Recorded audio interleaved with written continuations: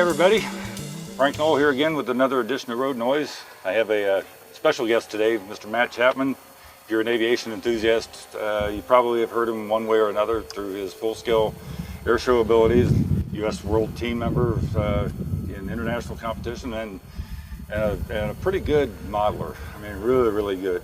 He's won Top Gun one time, and he's brought some really cool stuff this year. Well, first I've got to say, you know you've arrived in the business when you get invited to sit and be interviewed with Frank with Road Noise. So I've now arrived officially in the RC model airplane world. I just ran out of people.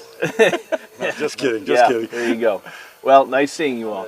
My hangar is pretty cool this year. I've got my go-to airplane, which is a Carf Sarah Marchetti with a DA100 light in it. Obviously, it's controlled by a Futaba 18MZ, as all my airplanes are. My brand new pride and joy this year is a Carf P47 with a Moki 250 on the front.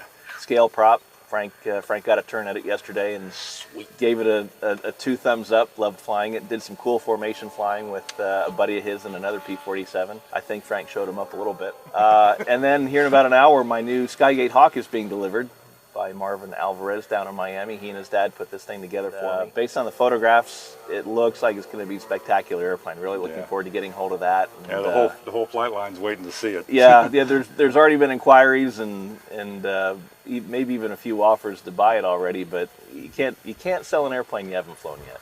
But immediately after is a different story. If it sucks, it's gone. Yeah, right. I have a feeling this airplane's not going to suck. Yeah, I've saw some pictures of it that Matt sent to me, and it's really tricked.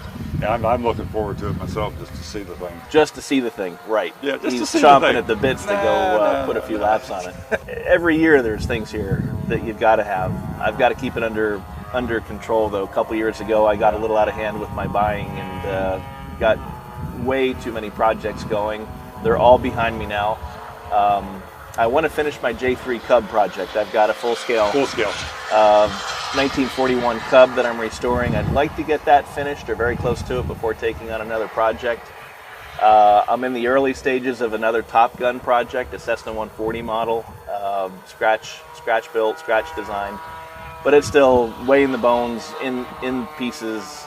I'd like to get onto that sometime soon, but got to tell you, there's an F-86 model here that's just, well, there's 2 of them. Yeah.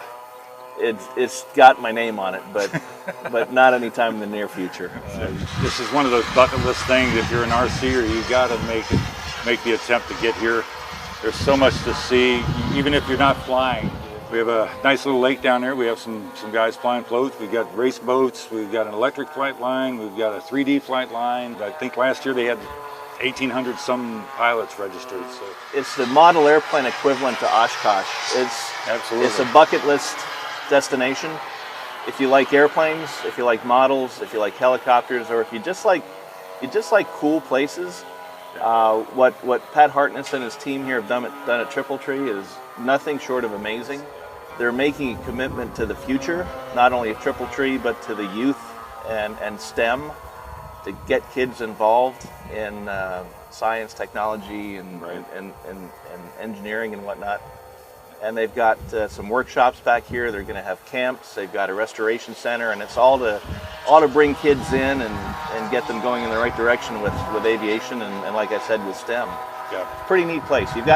Everybody's got to come here once. At least once.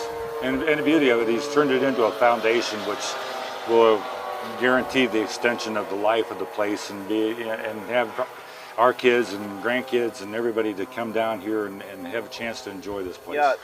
Yeah, from the full-scale aspect, it's a 7,000-foot manicured grass runway with centerline lighting, a fuel farm, a control tower, hangars, camping. I want to say there's 13 or 14 miles of hiking trails. There's fishing ponds.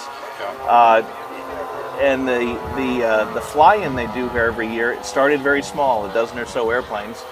And it's grown into a premier EAA East Coast fly-in event with hundreds of airplanes and hundreds of people. So if you're full-scale and you see this, again, another bucket list destination. Absolutely. But with that, we're going to sign off, and we'll see you on the next edition of Road Noise. I'm Frank. I'm Matt Chapman. We'll see you later.